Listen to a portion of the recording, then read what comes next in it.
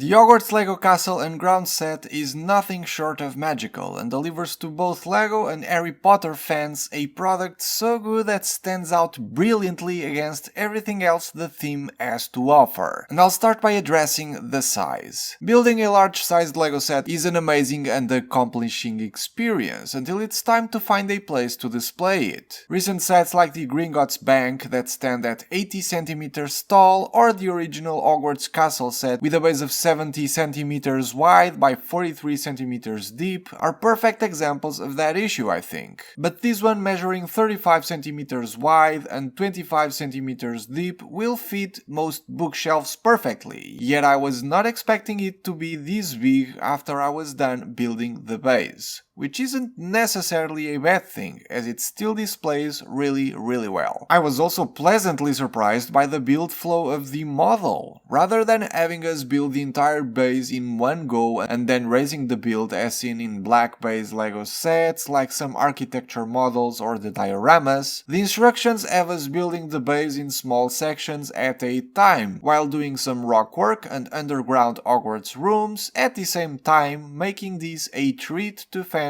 right from the get-go. Which leads me to the actual build itself. I don't think there's movie locations as iconic as the Hogwarts Castle within the Harry Potter wizarding world as well as outside of it, so with the big castle probably on its way to retirement, making a new one seems like an obvious choice. The black base features the model's name with a printed tile and the black lake with two different blue tones of transparent tiles to convey depth, look great. The relatively simple build of the Durmstrang ship jumping out of the water makes for a great Goblet of Fire reference, while on the opposite side of the build we get to see the boathouse the first year students use to access the castle grounds, going up these stairs here towards the Great Hall. Lots of different shapes and sizes of grey slopes are used for all of the rock formations on which the castle is built upon, with a few different ones in olive green for grass and vegetation. The crystal element recolored in sand green and the ice cream element in dark green were also interesting piece choices to represent microscaled trees, next to which the viaduct bridge can be seen. Lots of small elements were used to get the scale of the buildings right, with the help of some printed pieces like this tile for the Great Hall's back window, or these two here for the entrance door, windows and clock.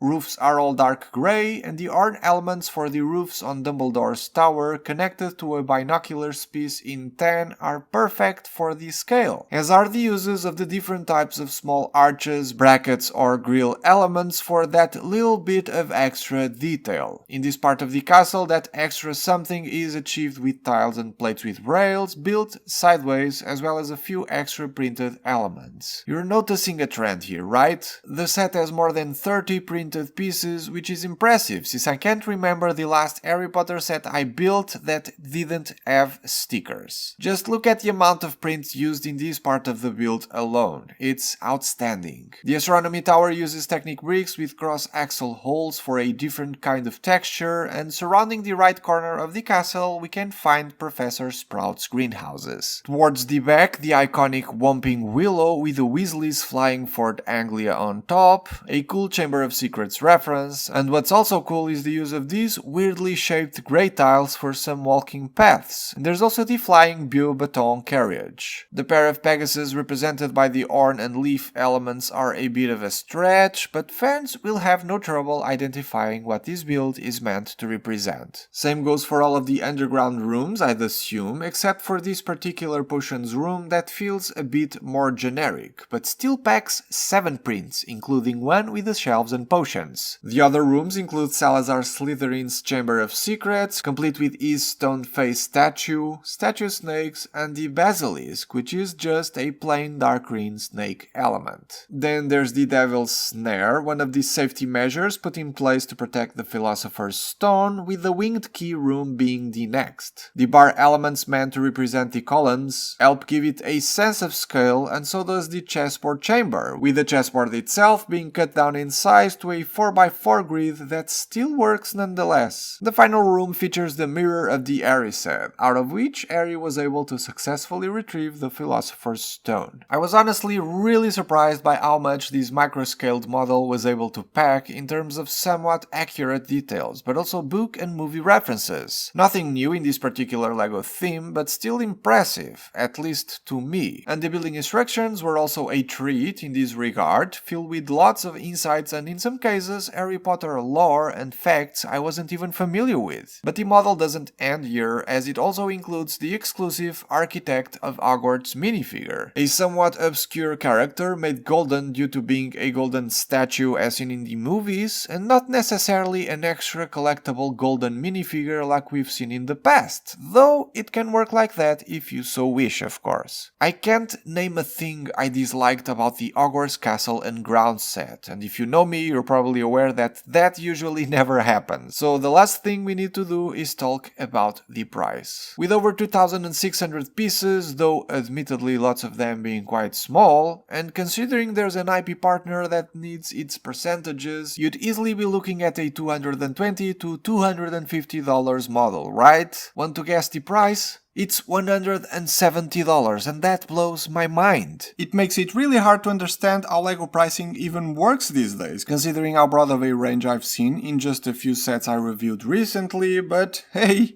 I'm not complaining. If you're a fan of the theme but aren't really sure what to get, this is the only LEGO Harry Potter product you'll ever need. It's perfect. Not LEGO Icons Concord perfect due to not having as an amazing of a building experience, but it checks every other box of things I'm personally looking forward when building a new LEGO set.